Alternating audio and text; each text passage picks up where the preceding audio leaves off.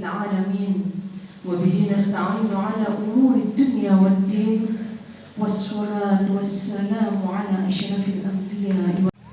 Yang terhormat Kepala Kantor Wilayah Kementerian Agama Provinsi Nusa Tenggara Barat atau pejabat yang mewakili beserta rombongan akan dilakukan oleh Al-Ustaz Saiful Khair. Kepadanya kami persilahkan.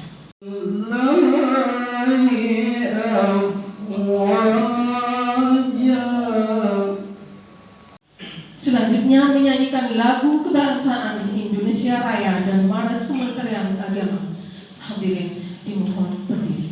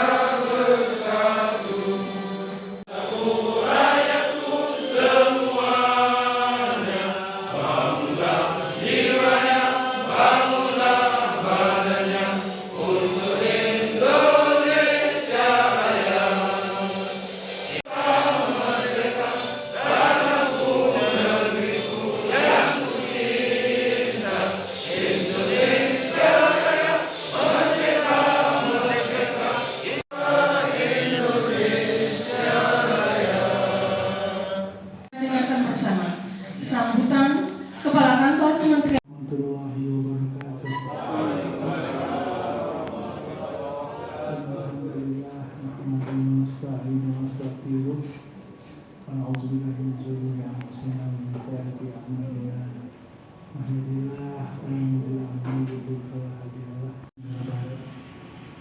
dalam hal ini diwakili Pak Ibu beserta seluruh teman-teman dari sub bagian kepegawaian dan juga yang saya hormati Bapak Lokasi seluruhnya yang sempat hadir pada pagi hari ini karena saya masih ada kasih yang hadir memakan bahwa seluruhnya dapat kecuali terima kasih sudah hadir dan singkatnya Bapak Ibu guru yang sempat hadir pada pagi hari ini yang dimuliakan oleh Allah Subhanahu wa Ta'ala, sempat hadir di acara yang sangat sederhana ini. Kami tahu bahwa banyak Pak Kanwil, Pak Kabak Pengantin baik dari Kabupaten di Pulau Sumbawa dan juga yang di Pulau Lombok. Mungkin ini kalau nggak nomor 1 yang nomor 2 yang paling sederhana, dimaklumi saja. Jumlah kami alhamdulillah seluruhnya hanya 60 orang Pak.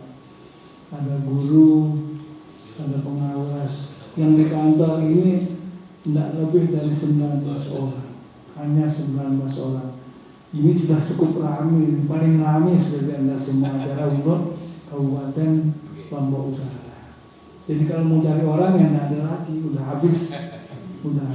Jangan cari masalahnya, jangan cari memang segininya gitu. Beda kalau Kanwil, kalau telunjuk satu saja sudah ratusan orang, kesur terbang banyak ramai. Kalau kita memang kondisi kita seperti ini. Yang kedua, kita menyampaikan syukur kita, sawah dan salam pada bagian sebelah barat gunung.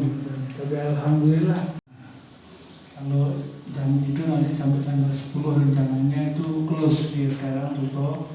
Dan kalau saya berangkat pagi atau pulang sore, saya memaksakan lewat Pusuk, jalur Pusuk lewat yang tengah ini. Alhamdulillah berangkat di sini mandi sampai di rumah mandi lagi karena debu luar biasa. Tapi alhamdulillah ini nggak tahu saya dapat keterangannya. Karena kesibukan itu adalah apa yang menjadi kawan kami. Memang ada yang tidak hadir, 1-2 orang saja, yang lain semuanya dari ASN, sipil di kantor Kementerian KLU ada malah kesana masalah yang lain. Kita berdoa kepada pimpinan Kabupaten Lombok Utara ini semoga taat. Senyum, jangan tegang. Nih.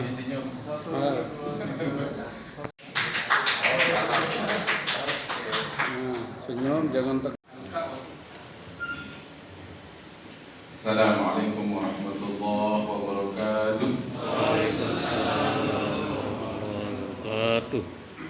Selamat pagi, selamat siang, selamat sejahtera bagi kita semua. Bismillahirrahmanirrahim. Wassalatu wassalamu ala Rasulillah wa ala alihi wa sahbihi wa man wala ma'badu. Yang sama-sama kita hormati Bapak Kepala Kantor Subak beserta seluruh jajaran S4 lingkup kantor daerah Kampung Kabupaten Lombok Utara, Bapak-bapak, Pokjawas, para pemburu atau Bapak Kepala KUA, penyuluh, dan seluruh ASN di meskipun di tengah kesibukan yang luar biasa di masa pandemi COVID-19 ini, dan tadi sudah dijelaskan oleh Bapak Kepala Kantor sedang dalam kondisi turun, dan di level 1 kalau katanya Lombok Barat kemarin Pak Kepala ini tergantung kondisinya, Mataram sudah level 2 dan mudah-mudahan segera berakhir sehingga aktivitas kita bisa berjalan seperti normal kembali. Tentu saja silaturahim ini insya Allah penuh dengan keberkahan dan sekaligus ridho dari Allah Subhanahu wa Ta'ala. Amin ya rabbal alamin. Selanjutnya salawat serta salam semoga senantiasa tercurahkan ke junjungan alam Nabi besar Muhammad sallallahu alaihi wasallam, para sahabat, keluarga dan penduduk beliau hingga akhir zaman.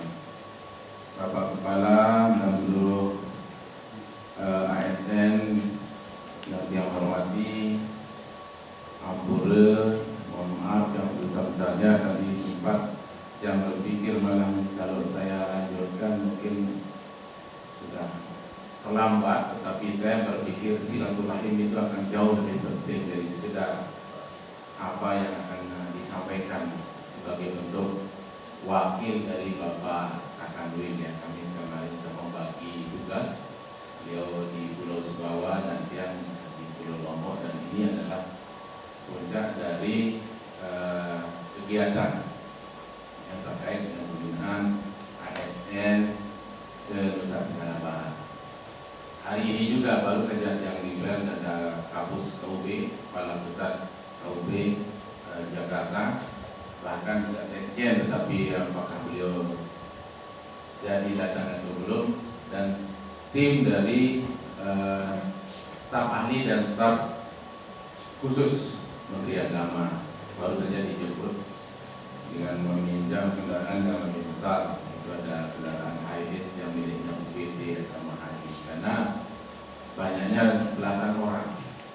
Jadi untuk saat ini juga tamu kita tidak habis-habis ini. Mungkin karena setelah levelnya di bawah, ini orang Jakarta pada buyar kemana-mana, terutama ke Mataram. Ada 6 kelompok inspektorat jenderal dari Ditjen itu kemarin sudah tinggal satu sisanya yang dari syariah, istilah auditor syariah. 6 grup ini terus hampir sudah 3 minggu ini, hingga kadang-kadang kita bisa menemani, kadang-kadang tidak. Kemarin juga pamitannya dari SPIP itu sudah terakhir. Untung dia baru pulang Lombok Timur yang sempat menemani beliau untuk pamit saja. Nah, sebab itu di tengah-tengah kegiatan yang begitu sibuk, tapi sekali lagi karena nilai silaturahim ini yang menjadi substansi yang juga menyempatkan diri untuk hadir di Kabupaten Lombok Utara ini. Bapak Ibu sekalian, jadi tentu saja karena ketidakhadiran atau keterwakilan Bapak Akanwin yang mungkin karena waktu juga tidak banyak, saya ingin menyampaikan, mungkin tadi sudah disampaikan tentang PP yang sekarang berubah ya, PP 53 2010 menjadi atau bukan berubah sebenarnya, sedikit revisi. Kalau ruhnya masih sama, kewajiban larangannya masih sama, tetapi dalam kaitannya dengan sanksi dan sebagainya itu ada yang berubah. Tadi sudah bisa dipaparkan ya, alhamdulillah. Jadi makin tinggi 10 jelur dari tahun berturut-turut tanpa alasan yang sah. Bapak Jokowi langsung kemarin di media massa mengatakan maka bisa diputus hubungan kerjanya alias dipecat, gitu dan bahasa zaman-zaman ini 10 hari tanpa alasan yang sah. Jadi sudah dijelaskan juga mungkin tadi dari yang paling ringan 3 hari, kalau dulu di PP 53 itu 5 sampai 10 hari. Ini nanti saya kira bagian pegawaian akan mungkin lebih. Tapi yang jelas kami berharap Bapak Ibu sekalian untuk menyampaikan hal-hal yang terkait dengan kepegawaian ini nanti pada bidang kepegawaian apapun, termasuk usul dan sebagainya, usul kenaikan pangkat. Insya Allah kalau di tiang itu tidak ada yang boleh lama-lama. Target saya setengah hari itu surat sudah harus dia keluar dari meja saya, itu kira-kira. Nah sekarang kan tinggal pimpinan dan tentu saja kalau hal yang terkait dengan usulan keputusan, nah ini tentu saja membutuhkan waktu. Nah ini nanti apa kendalanya, nanti silakan ditanyakan ke bagian kepegawaian. Tapi yang jelas bahwa pada saat ini juga ingin saya sampaikan bahwa program prioritas Kementerian Agama pada kabinet saat ini adalah ada 6 hal ya. Yang pertama adalah penguatan moderasi beragama. Mudah-mudahan juga Pak Penghulu, Pak Kasih, Pak Kasubag, dan seluruh ASN juga sudah familiar dengan kata moderasi beragama.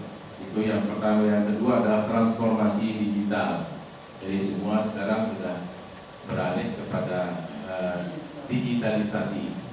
Jadi semuanya sekarang di kepegawaian juga ada istilahnya SAPK ya, SAP. Nah, ini juga termasuk juga bentuk dari bagaimana memudahkan kita dengan kondisi dan menggunakan atau memanfaatkan teknologi informasi yang demikian maju.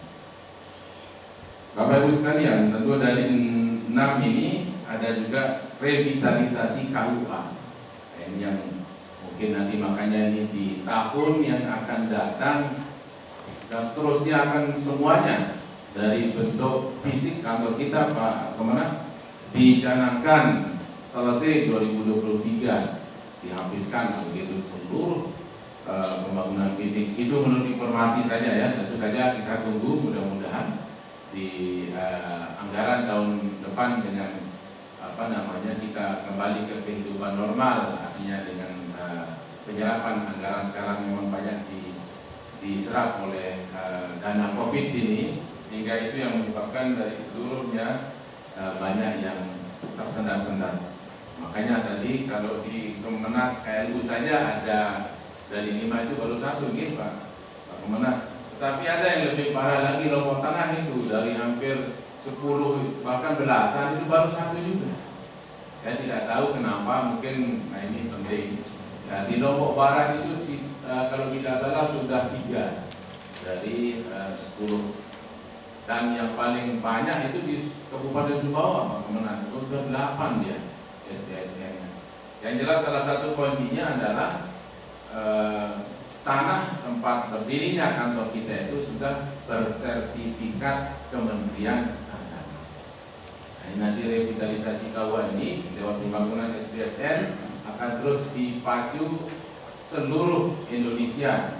Artinya yang belum mendapatkan SDSN akan diberikan SDSN. Nah, oleh sebab itu tentu saja kita berharap kalaupun ada pemekaran nanti kecamatan di sini, saya kira segera saja supaya bapak kita atau kawan-kawan kita di Bengkulu juga bisa berbagi tempat. Ya, menurut saya dari 11 CPNS yang sekarang akan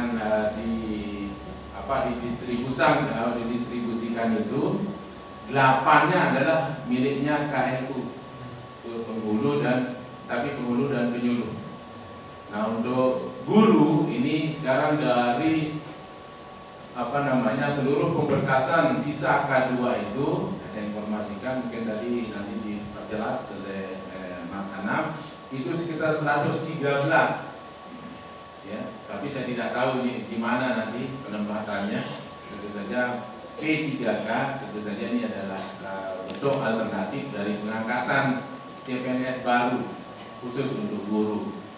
Nah, oleh sebab itu tentu saja kita bersyukur bahwa CPNS yang sekarang ini hampir 80% itu adalah mereka akan ditempatkan di Kabupaten Lombok Utara. Oleh sebab itu tentu kita berharap bahwa kedepannya nanti Bapak Kemenak juga bisa mendukung operasional kantor kita khususnya di Kalungan. Memang kemarin kadang-kadang beliau memang luar biasa, tapi memang itu sesungguhnya sesuai aturan ya, bahwa setiap yang akan dimutasi ataupun yang lain itu harusnya memang berdasarkan juga dari usulan dari Bapak Kemenak. Nah, oleh sebab itu tentu saja kecuali, jadi ada saja kecuali-kecualinya ya, hal-hal yang memang faktor-faktor yang mungkin ada sesuatu dan sebagainya. Nah, oleh sebab itu sekali lagi inilah mungkin di tahun ini insya Allah di Kabupaten Lombok Utara ini juga menerima CPNS yang cukup banyak dibandingkan dengan daerah lain di Kabupaten dan di NTB ini. Yang keempat adalah Cyber Islamic University ya. Ada Universitas Islam Cyber yang insya Allah katanya akan dibangun di Jawa Barat ini. Jadi bagaimana universitas Islam yang berbasiskan pada teknologi. Kayaknya ini luar biasa sebenarnya, yang mudah-mudahan obsesi ataupun harapan-harapan ini bisa direalisasikan nanti dalam kenyataannya, karena memang ini tentu bukan hal yang sederhana. Yang kelima adalah kemandirian pondok pesantren. Dan tentu saja pondok pesantren sebagai benteng terakhir dari benteng moral negara Republik Indonesia ini menjadi sangat penting, karena bagaimanapun peran pesantren ini sekarang memiliki peran yang strategis, khususnya kaitannya dengan beberapa hal yang berkaitan dengan konteks kehidupan berbangsa dan bernegara, sehingga pondok pesantren ini menjadi salah satu juga bagaimana mendukung pemerintah dalam tugasnya sebagai untuk mencerdaskan kehidupan bangsa. Karena banyak ditemukan kadang-kadang pondok pesantren yang berlabel pondok pesantren tapi tidak sesuai. Tentu saja yang ingin diterapkan oleh pemerintah adalah pondok pesantren yang ikut mendukung negara kesatuan Republik Indonesia ini. Karena seperti kita ketahui dulu pernah terjadi juga di Pulau Sumbawa atau di Bima, labelnya pondok pesantren tapi ternyata justru memusuhi pemerintah. Ini supaya tidak terjadi demikian, artinya di sana bisa memunculkan paham-paham yang sifatnya ekstrim ataupun radikal. Nah, ini makanya pemerintah sangat berkepentingan kaitannya dengan bagaimana pembinaan terhadap pondok pesantren. Dan yang terakhir adalah Religiosity Index, indeks keberagamaan. Nah, kita juga belum tahu. Saya juga masih bisa membayangkan Pak Kemenak ini bagaimana mengukur indeks keberagamaan ini. Apakah dengan bertambahnya masjid, bertambahnya tempat ibadah itu menjadi indeks keberagamaan yang menjadi tinggi? Tentu saja nanti kita lihat indikator yang menjadi tolok ukur dari indeks keberagamaan ini. Yang jelas yang sekarang menjadi prioritas Bapak Ibu sekalian, Bapak Kemenak, dan hari ini juga kita adakan FGD. Pak Kemenak ada undangan beliau pada hari ini nanti jam 4, yaitu kaitannya dengan moderasi beragama. Jadi di dalam konteks kehidupan berbangsa dan bernegara ini memang keyakinan-keyakinan ataupun aliran-aliran agama dan sebagainya ini kan diakui oleh pemerintah. Artinya kita berbeda, itu adalah satu keniscayaan. Tentu saja bagi yang beragama lain juga dia tidak pernah bermimpi untuk lahir di dalam agama tersebut. Kita juga demikian, mungkin kita kebetulan saja lahir di orang tua yang beragama Islam. Nah, meskipun nanti di tengah-tengah jalan tentu tergantung ya, apakah ada hidayah bagi yang lain, ini tergantung sekali lagi pada orang per orang, dan disinilah pentingnya kita diberikan akal pikiran. Nah, kaitannya dengan supaya bagaimana kehidupan berbangsa dan bernegara ini dapat terus dalam kondisi harmoni. Nah, oleh sebab itu tentu saja pengakuan terhadap berbeda ini adalah satu hal yang menjadi inti atau substansi dari moderasi beragama. Jadi kita tidak mengambil jalan yang ekstrim gitu maksudnya. Jadi kira-kira bukan agamanya yang dimodratkan atau dimoderasi, tetapi pola pikir, cara ataupun pengakuan terhadap pendapat-pendapat yang berbeda. Karena tentu saja kadang-kadang mohon maaf, di dalam satu agama sendiri kita misalnya Islam, masih banyak di antara saudara kita yang pola pikirnya beda. Satu menyesatkan yang lain menyalahkan yang lain. Padahal kebenaran itu adalah hak prerogatif yang maha kuasa. Kebenaran mutlak itu ada di tangan Tuhan atau hanya milik Allah Subhanahu wa taala. Kalaupun ada yang berbeda pendapat, tentu ada reasoningnya, ada alasannya, ada argumennya. Mengapa tidak? Nah, ini yang kadang-kadang yang sekarang ini ingin pemerintah supaya bagaimana seseorang ataupun kelompok ataupun organisasi ini bisa menempatkan diri sebagai orang yang bisa mengakui pendapat orang lain, bisa mengakui perbedaan. Saya yakin dari 60 orang di sini juga saya kira tidak mesti sama pendapatnya. Kan begitu. Nah, dari sanalah mungkin makanya dalam dasar negara kita Pancasila itu juga lahir atas dasar konsensus. Dasar negara kita kan lahir dari konsensus, bahwa salah satu sila pertama yang dulu kan sempat diubah, apa bunyinya itu, ketuhanan yang Maha Esa dengan menjalankan syariat Islam bagi pemeluknya.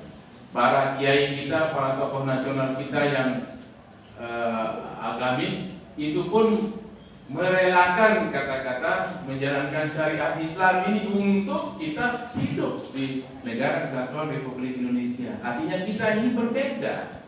Ada yang juga meyakini yang lain. Kenapa kita tidak pakai ketuhanan yang Maha Esa? Sama-sama yang penting bertuhan.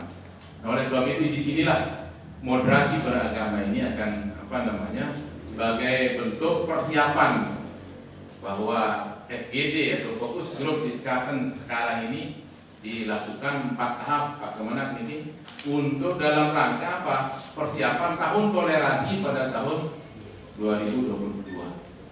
Jadi kita masih terindikasi banyak intoleran terhadap orang lain. Nah, ini oleh sebab itu kemarin mungkin kalau tidak salah, kalau kita lihat di media televisi, staf ahli menteri yang mengadakan asesmen di Sulawesi Selatan, mungkin ada yang pernah menonton itu ya, bahwa di antara penyuluh-penyuluh itu ada 4.500 yang terpapar, katanya gitu ya.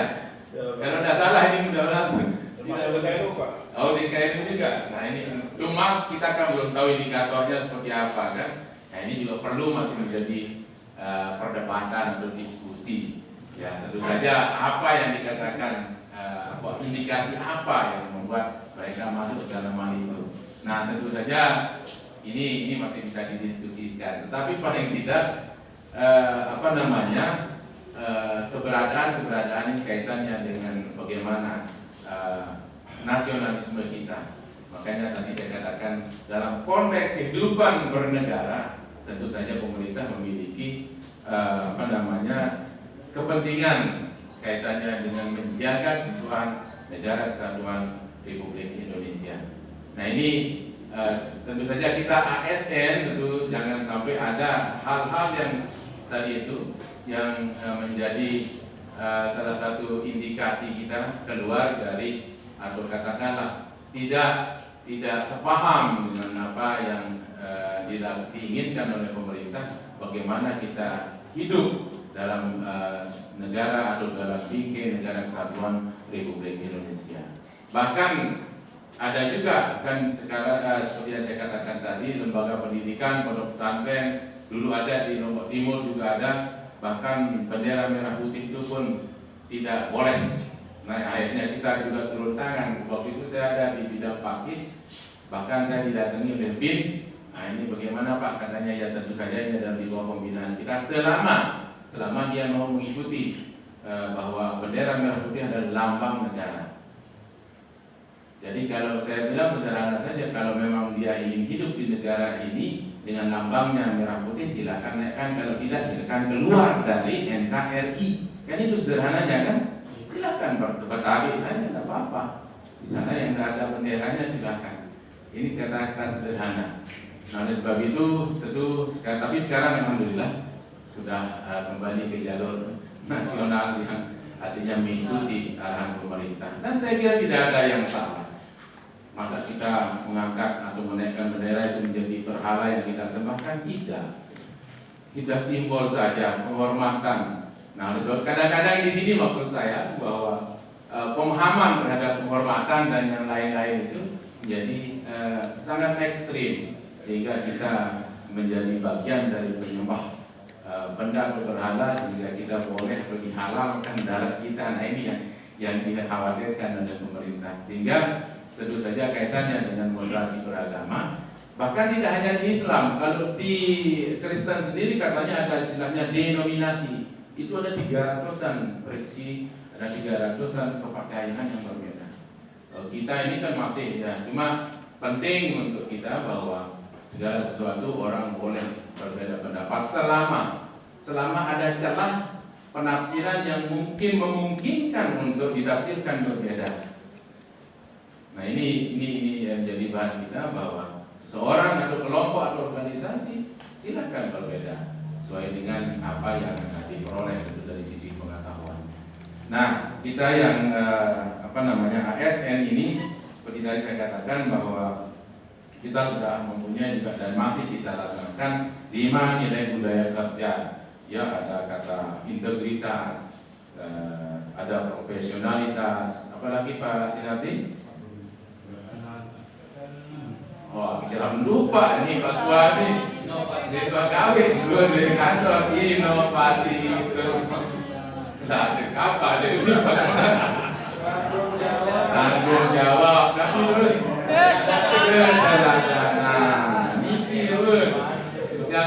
Yang bahas jadi kira-kira kalau bisa berbicara integritas, ya sudah jelas lah integritas artinya kan komitmen. Apa yang dikatakan atau apa yang terlintas dalam pikiran, ucapan, perbuatan itu harus selaras. Itulah integritas. Jadi ini bau mencela-mencela lah mungkin dan sebagainya. Tentu saja apa yang kita katakan ini mudah-mudahan tentu saja kaitannya dengan ini, mudah-mudahan dengan saya mewakili Pak Kanun ini, bahasa ini juga sekaligus untuk mengingatkan diri saya, karena saya juga adalah bagian dari saudara-saudara kita ASN di Kementerian Agama. Profesional ya jelas lah. Kalau orang yang profesional tentu saja dia merasa bahwa ini adalah profesinya, dia juga hidup dari sini, maka tentu dia harus bekerja sungguh-sungguh, bekerja secara disiplin, kompeten dan tepat waktu. Tentu saja bekerja dengan yang terbaik. Makanya disiplin tadi sudah dikatakan bahwa kaitannya dengan PP 53 dan perubahannya pada disiplin pegawai itu sudah PP berapa? Tadi Mas tadi 994. Nah ini bagaimana disiplin kita ini 10 hari pasti nanti tanpa ada alasan yang sah, maka Pak Kemenag berhak merekom Pak Sinardi untuk segera kita istirahatkan. Kira-kira. Dan yang 3 hari itu kan paling rendah itu ringan dari PP PP 94 itu. 3 hari itu pun akumulasi, bukan 3 hari sekaligus. 3 hari itu bisa setengah jam hari ini, besok 1 jam, diakumulasi dan begitu penghitungan akhir tahun termasuk dia dalam 3 hari. Karena 1 hari berapa jam Pak Sinardi? 7,5 jam. Kalau dia 3 hari berarti 7,5 kali 3, kira-kira 22,5 jam. Nah namun cukup nih 22,5 jam sudah termasuk pelanggaran ringan. Berhak Pak Kemenag menegur. Pertama demokrasi baik insiden Menegur dulu tahapannya yang pelanggaran ringan, baru tegur secara lisan, tertulis, dan yang ketiga adalah pernyataan tidak puas. Niki. Jadi beliau wajar kalau beliau remes-remes misalnya mengurus di depan ini karena dia tidak boleh. Nanti dalam menjatuhkan hukuman itu kalau PPK namanya bukan pejabat pembawa komitmen, tapi pejabat pembina kepegawaian tidak menghukum, maka beliau dihukum satu tingkat lebih besar. Itu yang PP 94. Lain sama PP 53 yang masih ada pada. Misalnya dari turunan jabatan, pendek dakwah di Pak Kemenak, maka dia turun jabatannya sama. Tetapi yang yang PP 94 dia harus lebih besar satu tingkat. Nah, ini kirim berbeda dan direpot nih harus tegas nih. Nah, ini kirim untuk PP 94 ini. Ya, tahapan-tahapannya tadi sudah dijelaskan, mungkin ada ringan, sedang, dan berat.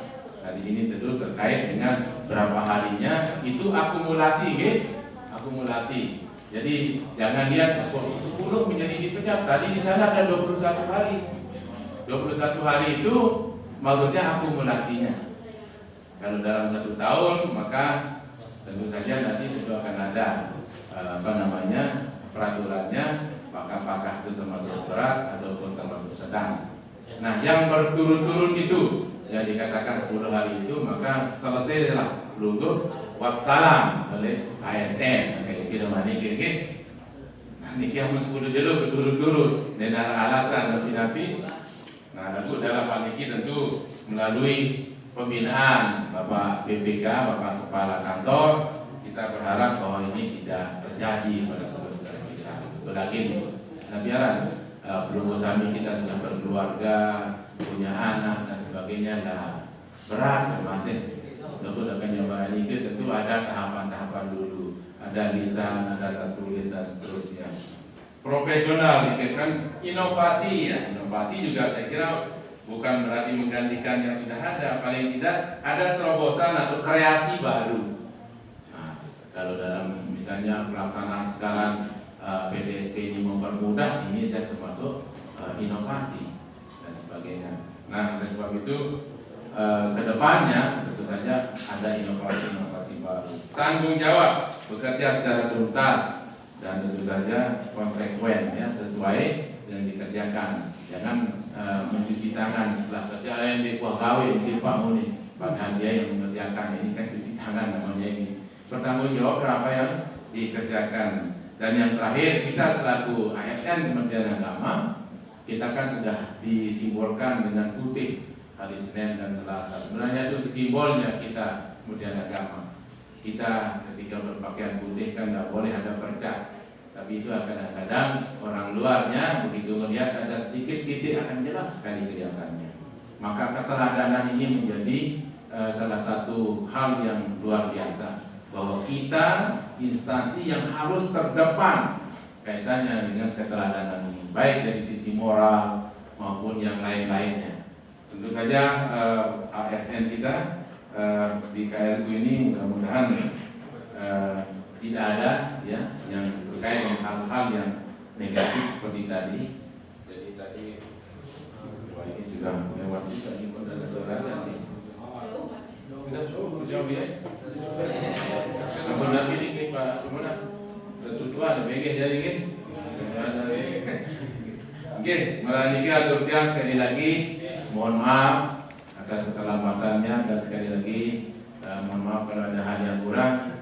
Karena kalau kemarin kan 1 jam minimal yang bicara di Kemenak kota kabupaten kota. Tapi hari ini karena memang sudah cukup jauh juga perjalanan kita, jadi saya cukupkan sampai di sini. Terima kasih atas perhatiannya. Bila taufik wal hidayah wa minkum. Wassalamualaikum warahmatullahi wabarakatuh.